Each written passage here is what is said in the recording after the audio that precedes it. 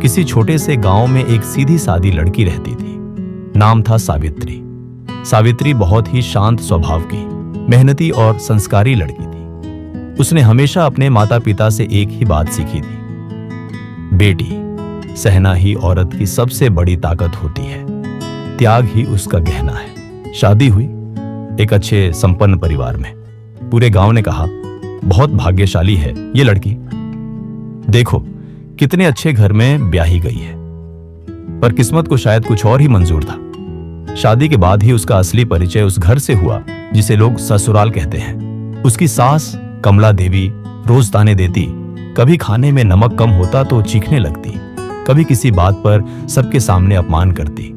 उसका पति विक्रम, जो पहले बहुत प्यार जताता था, अब वही उसे अनदेखा करने लगा। धीरे धीरे वह भी अपनी मां के कहने पर उसे ताने देने लगा और एक दिन मार भी दी। हर दिन सावित्री के लिए एक नया जख्म लाता, कभी शब्दों का, कभी हाथों का। वो सहती रही क्योंकि उसे सिखाया गया था, घर बसाने के लिए सहना पड़ता है।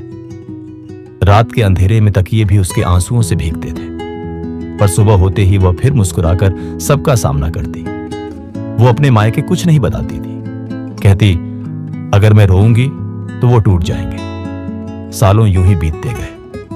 एक दिन सावित्री छत पर बैठी थी, आंखों में आंसू, मन में घुटन। नीचे स्कूल की बच्चियां हंसते हुए जा रही थी। उनकी हंसी में सावित्री को अपना बचपन दिखा, वो सपना जो अधूरा रह गया था, टीचर बनने का सपना।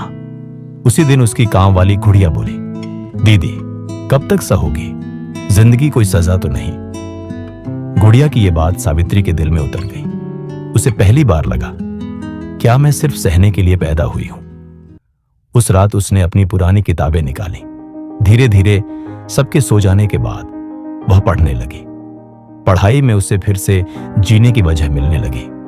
कुछ ही महीनों में उसने एक महिला सशक्तिकरण केंद्र से कंप्यूटर कोर्स ज्वाइन कर लिया, छुपकर, बिना किसी को बताए। दिन में घर का सारा काम और रात में खुद के लिए एक नई शुरुआत। वो फिर से खुद को महसूस करने लगी थी। 1 साल बाद उसने एक एनजीओ में पार्ट टाइम पढ़ाने का काम शुरू किया।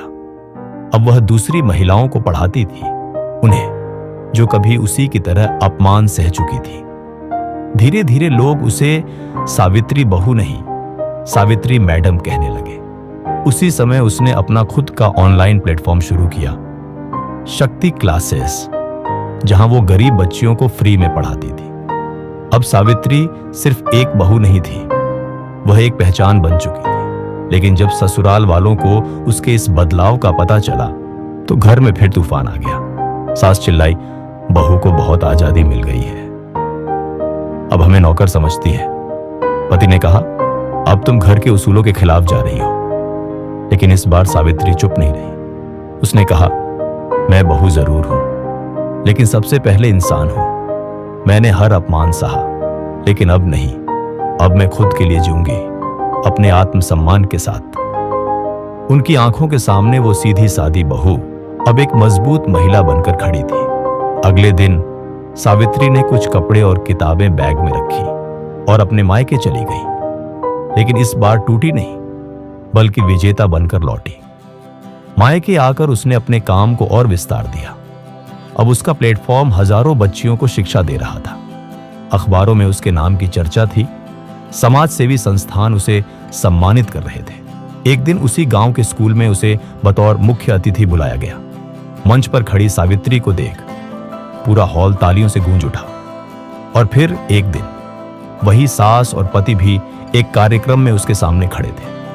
विक्रम, उसका पति, सिर झुकाकर बोला, सावित्री माफ कर दो, तुमने वो कर दिखाया जो हम सोच भी नहीं सकते थे। तुमने साबित किया कि औरत अगर ठान ले तो दुनिया बदल सकती है। सास भी रोते हुए आई और कहा, बहू तू तो आज हमारी पहचान बन गई है। सावित्री मुस्कुराई और सिर्फ इतना कहा, मैं किसी से बदला लेने नहीं आई, मैं बस अब अपने आत्मसम्मान के साथ जीना चाहती हूं।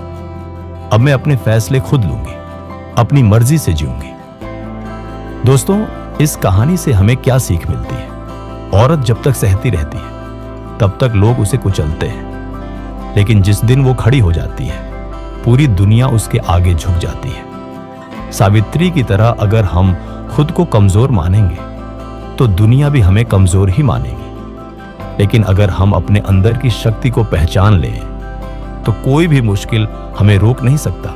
औरत सिर्फ रिश्तों की जिम्मेदारी नहीं होती, वो खुद में एक क्रांति होती है।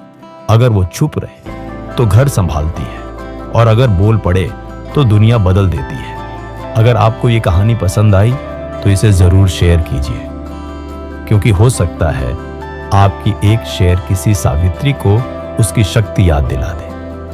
धन्यवाद।